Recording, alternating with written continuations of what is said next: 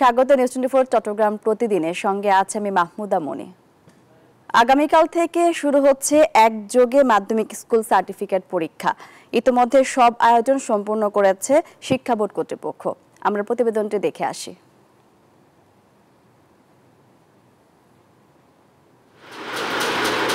ঈদের ছুটি শেষ হতেই আগামীকাল থেকে শুরু হচ্ছে এসএসসি ও সমমান পরীক্ষা। শেষ মুহূর্তের প্রস্তুতিতে ব্যস্ত সময় পার করছেন পরীক্ষার্থীরা। এরই মধ্যে কেন্দ্রে কেন্দ্রে পৌঁছে গেছে পরীক্ষার সকল সরঞ্জাম। এবারের এসএসসি পরীক্ষা হবে পূর্ণাঙ্গ সিলেবাসে, সব বিষয়ে পূর্ণ নম্বর ও পূর্ণ সময়ে। এছাড়া সুষ্ঠু, শান্তিপূর্ণ ও নকলমুক্ত পরিবেশে পরীক্ষা সম্পন্ন করতে নেওয়া হয়েছে সব রকম নিরাপত্তা ব্যবস্থা। পরীক্ষায় ভালো করার প্রত্যাশার কথা জানান শিক্ষার্থীরা। প্রস্তুতি সবারই মোটামুটি ভালো হওয়ার কথা, কারণ অনেক সময় পাইছে সবাই। এই জন্য আশা করা যায় যে জিপিএ 5 পাওয়া যাবে, ভালো কলেজে চান্স পাওয়ার মতো নাম্বার পাওয়া যাবে ইনশাআল্লাহ। যেগুলো কঠিন সাবজেক্ট সেগুলো মোটামুটি ভালোভাবে আমরা প্রস্তুত নিছি। সামনে যেহেতু পরীক্ষা, ভালো একটা রেজাল্ট আসবে অবশ্যই। শিক্ষা বোর্ড কর্তৃপক্ষ জানায়, গত বছরের তুলনায় এবার কমেছে পরীক্ষার্থীর সংখ্যা। জেলা প্রশাসক এবং এডিসি শিক্ষা আইসিটিরা উপস্থিত ছিলেন। তাদের মাধ্যমে আইন শৃঙ্খলা পরিস্থিতি ঠিক রাখার জন্য ব্যবস্থা নেওয়া হয়েছে। সবকিছুই সম্পূর্ণ আর কি। আমরা ইনশাল্লাহ ভালোভাবে পরীক্ষা নিব। আমাদের রাজশাহী বোর্ডের ফলাফল তুলনামূলক ভালো হয়েছে বিগত কয়েক বছরে। সেই কারণে অনিয়মিত পরীক্ষার্থীর সংখ্যা কমে গেছে।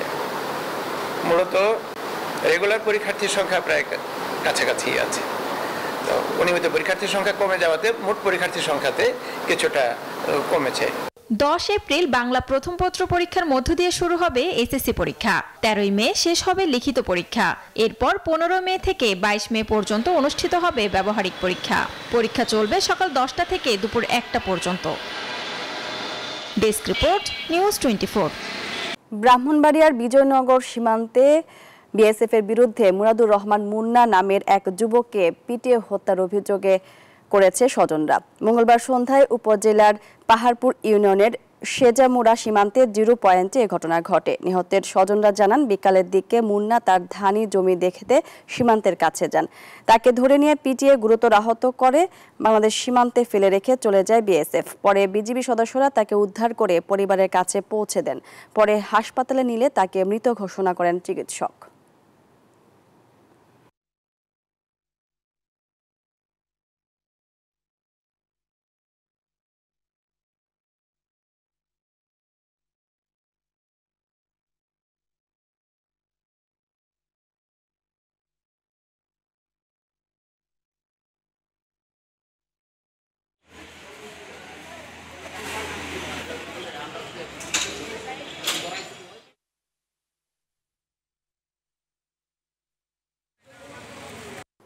মিয়ানমারের রাখাইনের সশস্ত্র বিদ্রোহী গোষ্ঠী আরাকান আর্মির একের পর এক জেলেদের অপহরণের ঘটনায় আতঙ্কে রয়েছেন টেকনাফ সীমান্তের জেলেরা।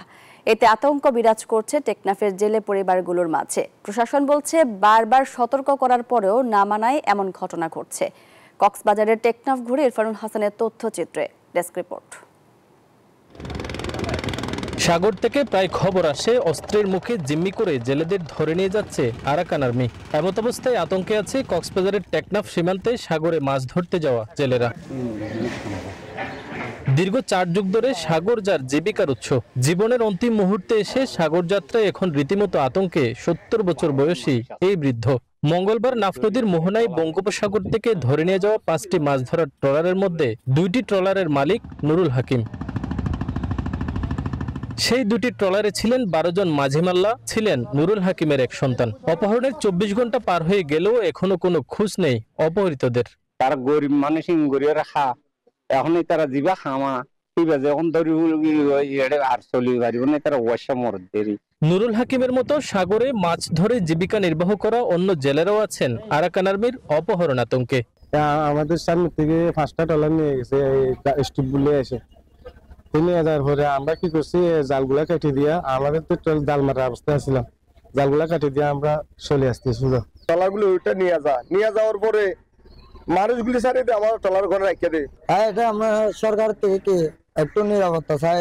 অপহরণ করে মানুষ ফিরিয়ে দিলেও প্রায় সময় ট্রলার রেখে দেয় আরাকান আর্মি। তাই তো সাগরে না পাঠিয়ে ট্রলারগুলো এভাবেই অলস বসিয়ে রেখেছেন ট্রলার মালিকরা। যেহেতু তাদের সাথে আমাদের এখনো কোনো ফর্মাল সম্পর্ক নাই। সেই ক্ষেত্রে আমাদের প্রথম অনুরোধটাই হলো জেলেরা যেন কোনো ক্রমে তাদের আমাদের বাংলাদেশ সীমানা অতিক্রম না করে। এদিকে প্রশাসন বলছে জেলেরা নাফনদ ও সাগরের জলসীমানা অতিক্রম করার কারণেও এই ধরনের ঘটনা ঘটছে। আমার পেছনে ছোট বড় এসব ট্রলারে করে জীবিকা নির্বাহ করে টেকনাফের হাজার হাজার জেলে। সাগরের ঢেউয়ের সাথে যুদ্ধ করে জীবিকা নির্বাহ করা এসব মানুষগুলো আছেন অপহরণ আতঙ্কে, প্রাণ ভয়ে। এর একটি সুষ্ঠু সমাধান চান তারা। কক্সবাজারের টেকনাফ থেকে ইরফানুল হাসান, নিউজ 24। চট্টগ্রাম কক্সবাজার মহাসড়ককে 6 লেনে রূপান্তরের দাবিতে কাফনের কাপড় পরে প্রতীকী লাশ সেজে পদযাত্রা করছে 6 লেন বাস্তবায়ন পরিষদ। একের পর এক দুর্ঘটনায় এই মহাসড়ককে নিরাপদ করতেই এমন উদ্যোগ তাদের। সড়ক ও জনপথ বিভাগ বলছে কিছু অংশ 6 লেনে উন্নীত হয়েছে। পুরো রাস্তাটি 6 লেন উন্নীতকরণের প্রক্রিয়া চলছে। আবু জাবেদের ছবিতে চট্টগ্রাম থেকে নয়ন বড়ুয়া জয়ের রিপোর্টে বিস্তারিত। একের পর এক সড়ক দুর্ঘটনায় যেন চট্টগ্রাম কক্সবাজার মহাসড়ক মৃত্যুপুরীতে পরিণত হয়েছে। সম্প্রতি গেল 3 দিনে 18 জনের প্রাণ ঝরেছে এই মহাসড়কের লোহাগাড়া চুনতি এলাকায়। তাই আতঙ্ক ছড়িয়ে পড়েছে জনমনে। দিনের পর দিন এই সড়কে পরিবহন বাড়লেও এই 2 লেনের সড়কে থেকে গেল এই মহাসড়ক।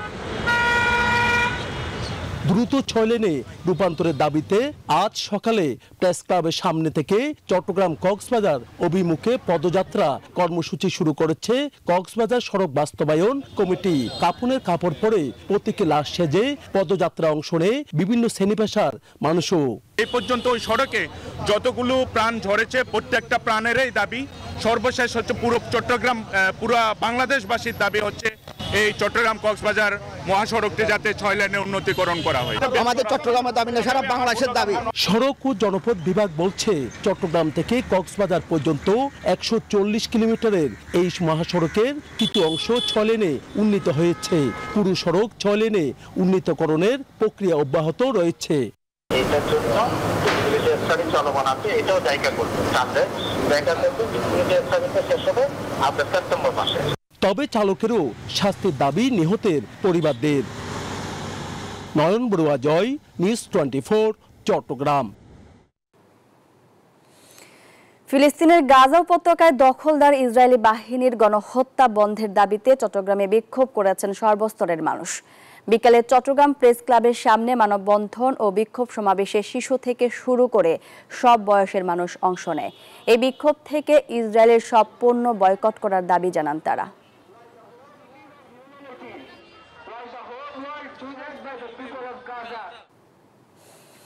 চট্টগ্রাম প্রতিদিনের সংবাদে নিচ্ছে একটা বিরতি, ফিরছে আবারও, সঙ্গেই থাকুন। স্বাগত নিউজ 24 চট্টগ্রাম প্রতিদিনের সংবাদে। মাতারবাড়ি থেকে চুরি যাওয়া প্রায় 1 কোটি টাকার মালামাল উদ্ধার করেছে বাংলাদেশ নৌবাহিনী। মঙ্গলবার সন্ধ্যায় গোপন সংবাদের ভিত্তিতে মাতারবাড়ি রাজঘাট দক্ষিণ পাড়ায় নৌ কন্টিনজেন্ট অভিযান পরিচালনা করে।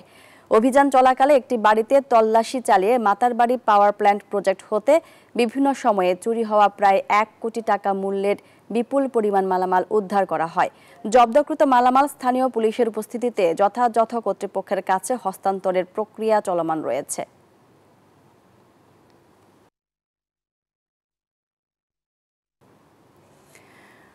চট্টগ্রামের বাকুলিয়া এক্সেস রোডে রাতে গুলি করে 2 জনকে হত্যার ঘটনায় জড়িতদের শাস্তির দাবিতে মানববন্ধন করেছে বাসিন্দারা। তাদের দাবি, যেই গাড়িকে লক্ষ্য করে গুলি করা হয়েছে সেই গাড়িতে ছিল বিএনপির নেতা সরোয়ার বাবলা। সেদিন সরোয়ার পালিয়ে গেলেও নিহত হয় 2 জন। জড়িতদের গ্রেফতার করে আইনের মুখোমুখি করার দাবিতে রাস্তায় দাঁড়িয়ে মানববন্ধন করেন আহত ও নিহতদের স্বজনসহ স্থানীয়রা।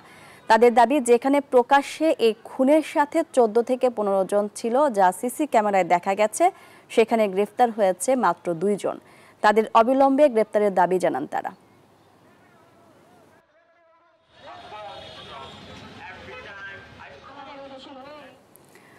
রাঙামাটি ও খাগড়াছড়িতে শুরু হয়েছে ক্ষুদ্র নৃগোষ্ঠীদের বৈশাখী উৎসব।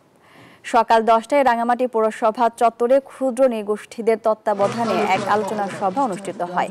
অনুষ্ঠানের সূচনা হয় ক্ষুদ্র নৃগোষ্ঠী তরুণ তরুণীদের নাচ ও গানের মধ্য দিয়ে।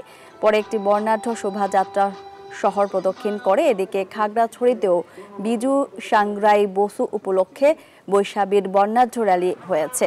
র্যালিতে বিভিন্ন পাহাড়ি জনগোষ্ঠীর লোকজন অংশগ্রহণ করে তাদের সংস্কৃতি তুলে ধরেন।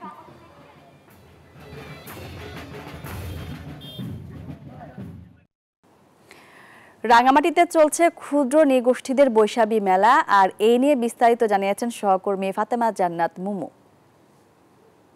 আমি আছি এখন রাঙামাটি ক্ষুদ্র নৃগোষ্ঠী ইনস্টিটিউট চত্বরে। এখানে বসেছে সপ্তাহব্যাপী বৈশাখী মেলা। এই মেলার মধ্য দিয়ে পার্বত্য অঞ্চলের 10 ভাষাভাষী 11টি ক্ষুদ্র ক্ষুদ্র নৃগোষ্ঠীদের ঐতিহ্যবাহী সামাজিক উৎসব বৈশাখী মূলত সূচনা করা হয়। এই মেলার মধ্য দিয়ে মেলা বসার কারণে এখানে উৎসবের নগরীতে পরিণত হয়েছে রাঙামাটি। রাঙামাটিতে শুধুমাত্র ক্ষুদ্র নৃগোষ্ঠী নয়, বিভিন্ন জাতিগোষ্ঠীর মানুষই কিন্তু এই মেলায় এসেছে। বিভিন্ন স্টল বসেছে এখানে, কাপড়ের দোকান, ক্ষুদ্র নৃগোষ্ঠীর যে ঐতিহ্যবাহী অলংকার, বস্ত্র অলংকার আছে সেগুলো এখানে কিন্তু পসরা সাজিয়ে বসানো হয়েছে।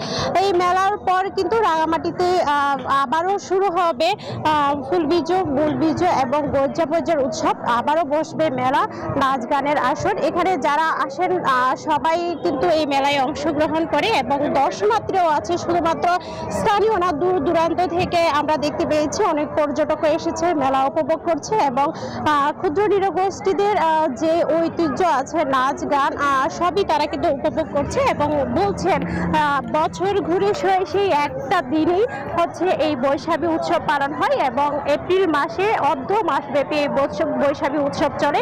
এই উৎসবের মধ্য দিয়ে পাহাড়ি বাঙালি মিলন মেলায় পরিণত হয় রাঙামাটি সহ 3 পার্বত্য জেলা। মেলায় অংশ নিতে অপর 2 পার্বত্য জেলা খাগড়াছড়ি ও বান্দরবান থেকে অসংখ্য নারী পুরুষ কিন্তু রাঙামাটিতে এসেছে। তো রাঙামাটি থেকে এই ছিল আমার কাছে সর্বশেষ তথ্য। স্টুডিওতে চাঁদপুর সদরে পুকুরে ডুবে মা ছেলে সহ 3 জনের মৃত্যু হয়েছে। বুধবার সকালে বাখরপুর ও সাবদি এলাকায় এ ঘটনা ঘটে। প্রত্যক্ষদর্শীরা জানান, সকালে গোসল করতে গিয়ে ছেলে আবু বক্কর পানিতে তলিয়ে যায়। এ সময় ছেলেকে বাঁচাতে গিয়ে মা মারা যান। অন্যদিকে সাবদি এলাকায় বাড়ির পুকুরে ডুবে মানসুরা নামে 2 বছরের শিশু মারা যায়। আর এই ছিল নিউজ 24 চট্টগ্রাম প্রতিদিনের সংবাদে। ধন্যবাদ সবাইকে।